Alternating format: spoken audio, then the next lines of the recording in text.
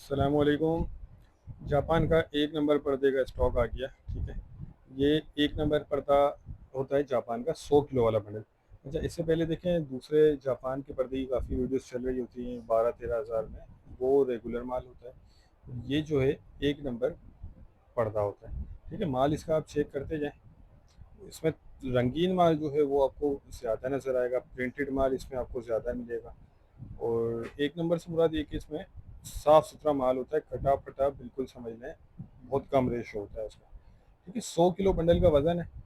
और ये देखते जाएं, कंडीशन देखें माल की, आपको वीडियो में दिख रहा होगा, बहुत बेहतरीन कंडीशन, साफ़ सुथरा स्टॉक होता है।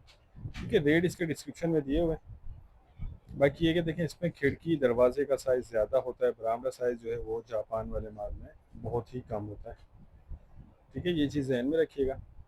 तो जो भाई लेना चाहते हो वो रब्ता कर लें, स्क्रीन पर नंबर चल रहा है, इस पर आप व्हाट्सएप पर रब्ता करके अपना ऑर्डर बुक करवा सकते हैं। बाकी देखें, लंडे वाला माल है, एक नंबर हो या ए ग्रेड हो, 19-20 की गुंजाइश आप रखिएगा। इसमें यह कि माल बिल्कुल साफ़ सुथरा नज़र आ रहा है, अच्छी कंडीशन में नज़र आ रहा है। ठीक है, तो एक ये बंडल भी देख लें।